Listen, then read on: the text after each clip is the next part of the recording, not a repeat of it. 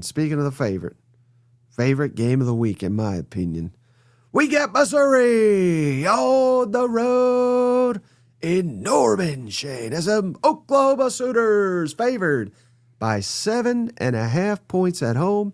The over-under's 41.5, very low. Noon Eastern, 11 a.m. Central, nationally televised on ABC. As old Drake pointed out this week, Shane, Mizzou hasn't won in Norman in 59 years. Does that change come Saturday? Boy, this is going to be a good game. I wish this was a night game. I'm kind of surprised it's so early. Yeah. I think that's a huge favorite for Mizzou there. But Mike, this is one I went back and forth on because, I really love the running game that Mizzou has. 300 yards last week by Hardy. I mean, the kid's unfreaking believable. But then I like Oklahoma defense, mainly up front, right? And they're good at stopping people from running the football. So that is the game right there. It's like something has to give. Is it going to be the rushing attack from Mizzou, or is it going to be the defensive front of Oklahoma?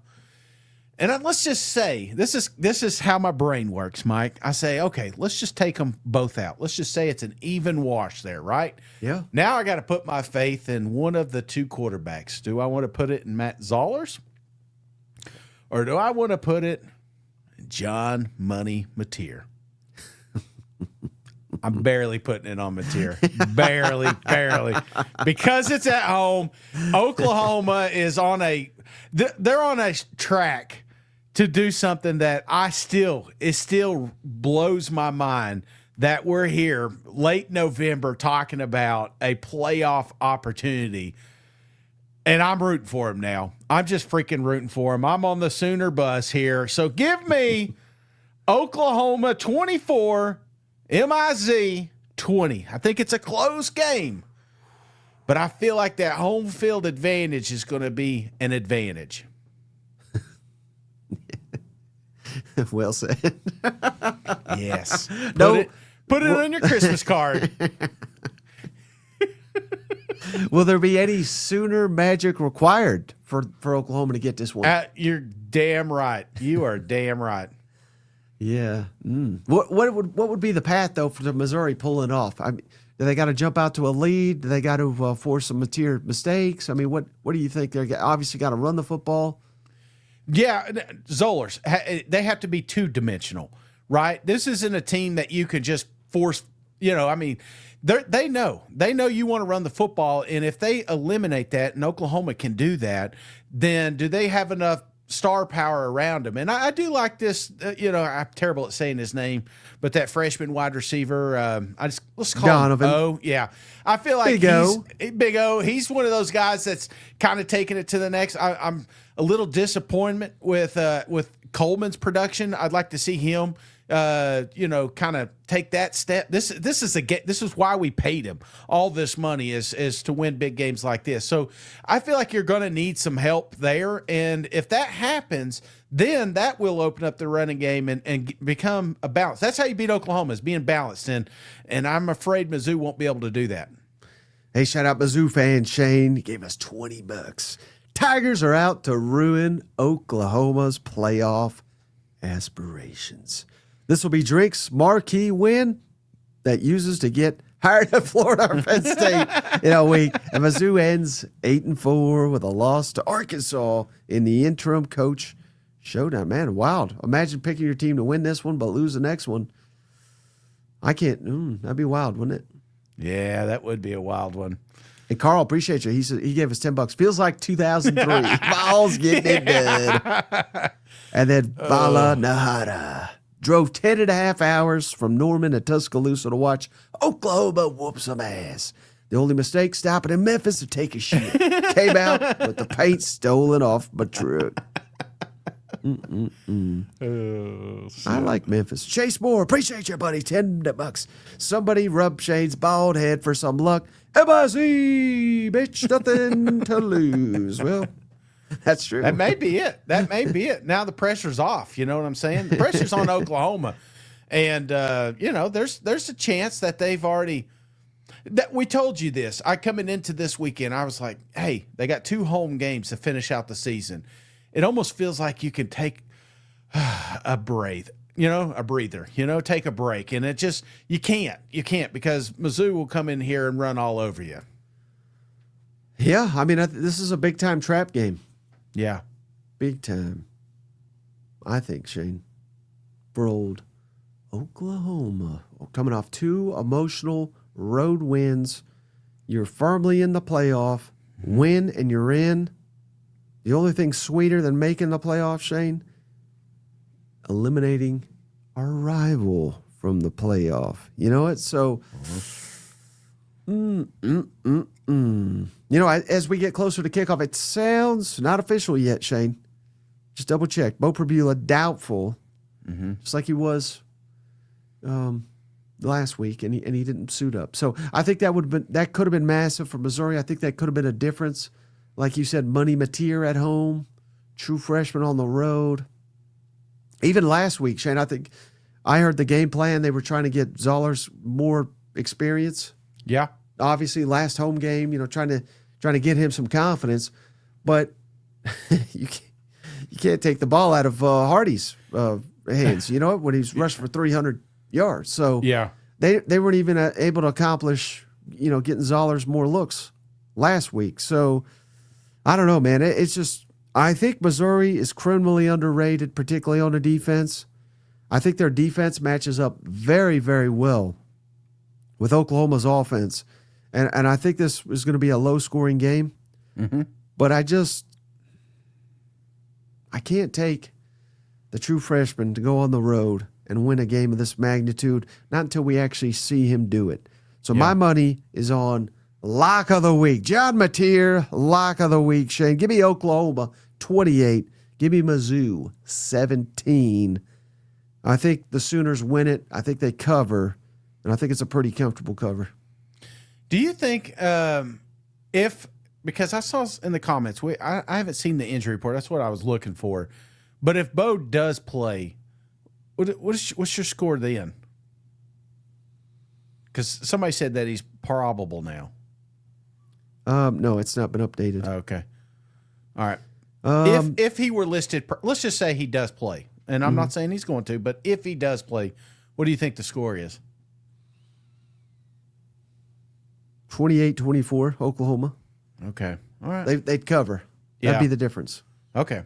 All right. To the big game this weekend, Steven, in the Southeastern Conference. I think this is going to be the best game of the weekend, perhaps. Missouri at Oklahoma. Buddy, how's this not the night game? Yeah. Oklahoma favored by 9.5 points at home. Over-under's 42.5 points. Noon Eastern, 11 a.m. Central, nationally televised on ABC.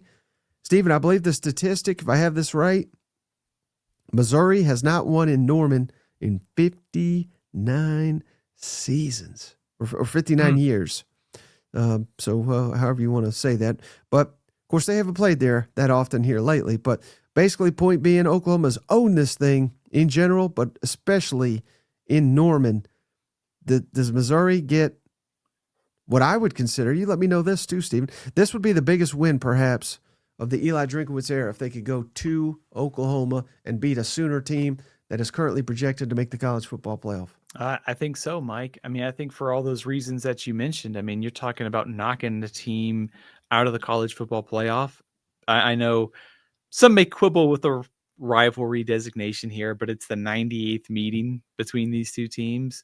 So I think just given where Oklahoma is, where Missouri is falling a little bit short of, getting to the playoff this year, I think it would be on the road, top 10 team. Yeah, I think it'd be a massive win for Eli Drinkwitz, biggest of his career.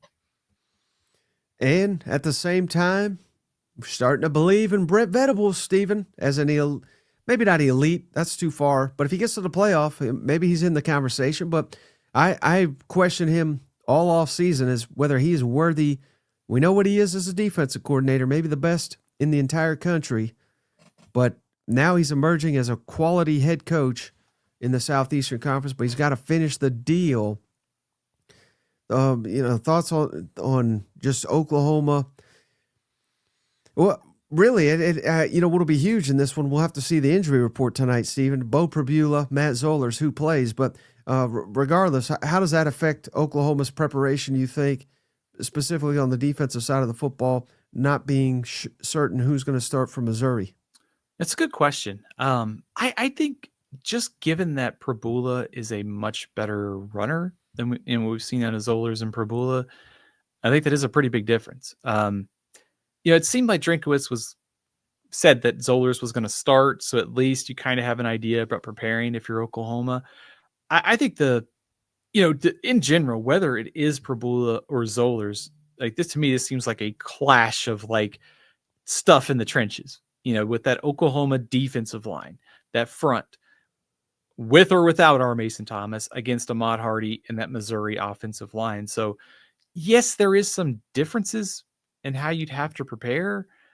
But at the same time, though, it feels like the trenches are really whether this game is going to be won or lost. And also to your point on Venables, I think fair to say that he's built up some goodwill this year.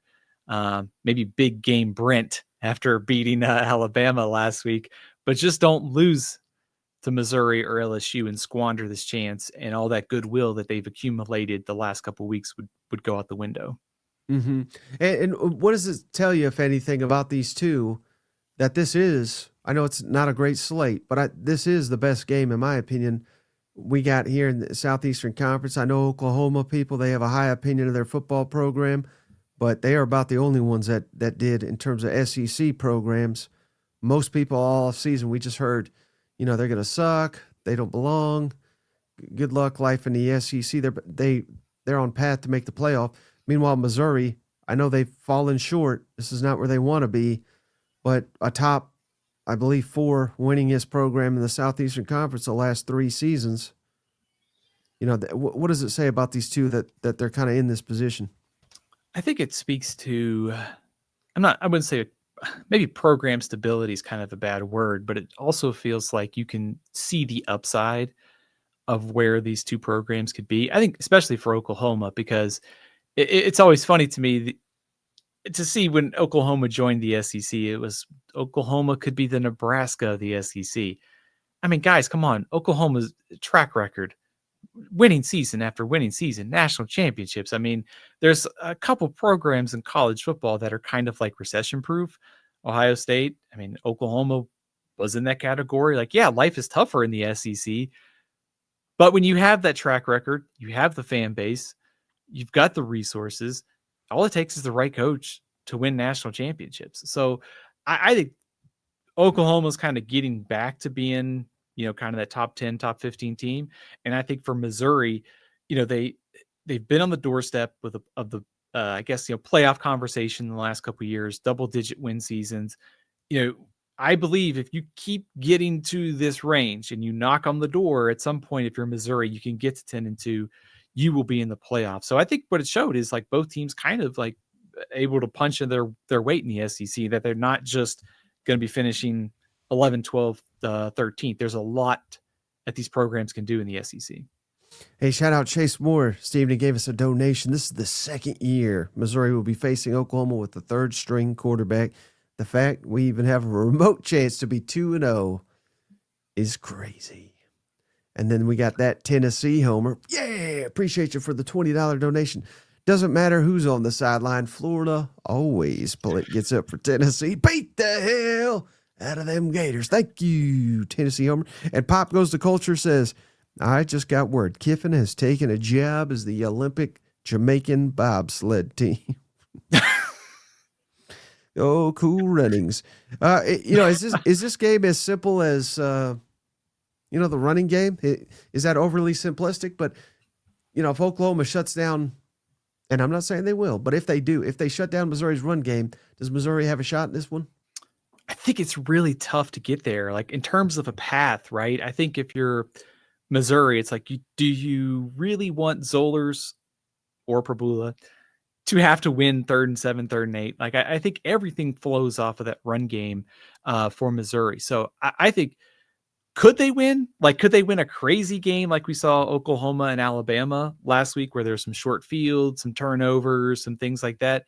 I think they could, but Mike, I think they got to win. They got to get Ahmad Hardy going. Like, it may not be 300 yards, but maybe it's enough to at least open some things up offensively. I mean, Oklahoma first in the SEC against the run. They're first nationally in success rate against the run. I mean, it's going to be tough sledding, but if they have success, then I think this game all of a sudden for Missouri gets a lot more winnable on Saturday. And then how much do you think Missouri's defense, I think is the most underrated defense in this conference, is possibly at an advantage over Oklahoma's offense? Because again, you know, we got to go a little bit deeper than just these wins, right? Oklahoma offense, not great against Alabama. You know, that was more about defense being elite, special teams making plays. Oklahoma offense made plays. I'm not saying they were just didn't help at all, but they didn't win them that game necessarily. I would even say Tennessee, the offense, they made plays certainly in the second half, but Tennessee's defense is just complete garbage. Ole Miss, trying to think back to that game. I know there was a big run by Robinson, but again, same deal where the offense, I think, kind of held Oklahoma back there in the loss to Ole Miss. So the point being, Steven, I think Missouri defense is better than Ole Miss, Tennessee, and even Alabama, whether people want to admit that or not. Could Missouri defense be the key to this game, forcing Mateer mistakes? Maybe score. They scored last week on defense, and you know, could they be the catalyst for Missouri doing to Oklahoma what Oklahoma just did to Bama? Yeah, I think the Missouri defense is probably very underrated nationally. And also, I think this is what's fascinating about the matchup is that you have such good on good with Oklahoma's defensive line in defense against Ahmad Hardy and Missouri's offensive front.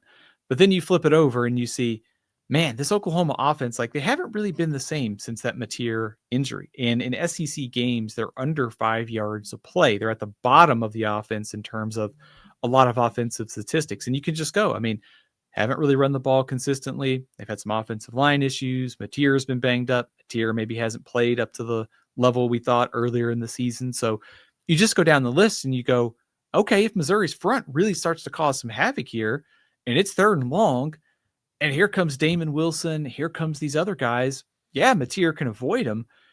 But if I'm Missouri, I'm loving the idea of, hey, let's get these guys in 3rd and longs and make them execute. Because when you look at the offensive production against Alabama last week, I mean, they did enough.